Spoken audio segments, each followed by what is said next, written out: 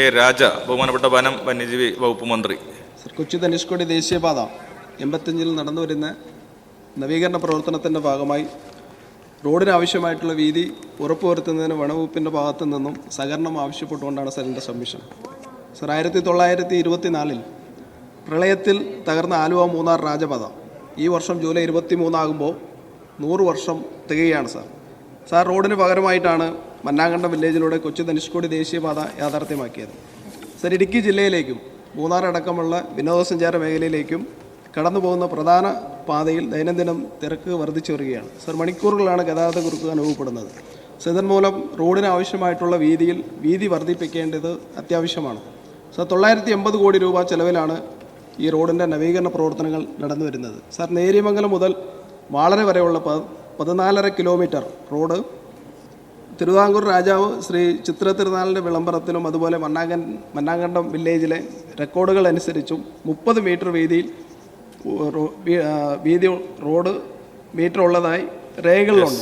PWD രേഖകൾ അനുസരിച്ച് 96-ൽ 16 kilometre ഭാഗത്ത് 30 മീറ്റർ വീതി ഉറപ്പാക്കേണ്ടതുണ്ട് എന്ന് വനംവകുപ്പ് ചീഫ് കൺസർവേറ്റർക്ക് നിർദ്ദേശം നൽകിയിട്ടുണ്ട്. അതോടൊപ്പം ഈ കഴിഞ്ഞ 28-ാം തീയതി ബഹുമാനപ്പെട്ട ഹൈക്കോടതിയിൽ നിന്ന് ഒരു ഉത്തരവ് ഉണ്ടായിട്ടുണ്ട്. സാർ, ഉത്തരവിൽ ഈ റോഡ് വനംവകുപ്പ് ഉദ്യോഗസ്ഥർ വീതി കൂട്ടുന്നതിന് തടസ്സം നിൽക്കരുതെന്നാണ് ഈ വിധിയിൽ പറഞ്ഞിട്ടുള്ളത്. സാർ, വനവകുപ്പിൻ്റെ ഒരു നിലപാടെന്ന് പറയുന്നത് 1980-ലെ വന സംരക്ഷണ നിയമത്തിന് അനുസൃതമല്ല എന്നും കേന്ദ്രാനുമതി ആവശ്യമാണോ എന്നാണ് വനവകുപ്പിൻ്റെ നിലപാട്.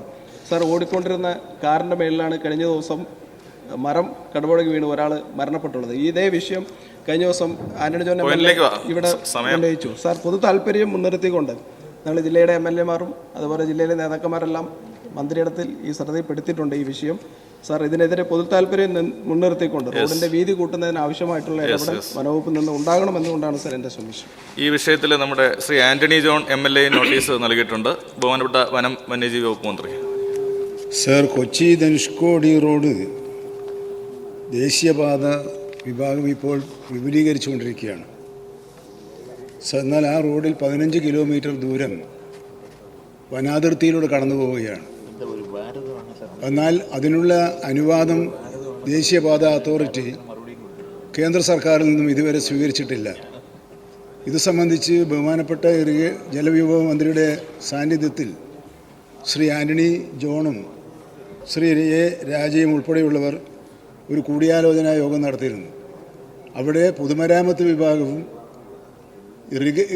വനം വിഭാഗവും റവന്യൂ വിഭാഗവും ആ പ്രദേശത്തിന് അവകാശവാദം ഉന്നയിച്ചിട്ടുണ്ട്. ആ അവകാശവാദം സംബന്ധിച്ച് ഒരു ഉന്നതതല യോഗം വിളിച്ചുകൂട്ടി ഒരു ധാരണയിലെത്തുകയും ദേശീയപാത അതോറിറ്റി ഓഫ് ഇന്ത്യ അപേക്ഷ നൽകുകയും ചെയ്താൽ കേരളം അനുകൂലമായ നിലപാട് സ്വീകരിക്കുമെന്ന് ഈ സഭയെ അറിയിക്കാൻ ഞാൻ ആഗ്രഹിക്കുന്നു.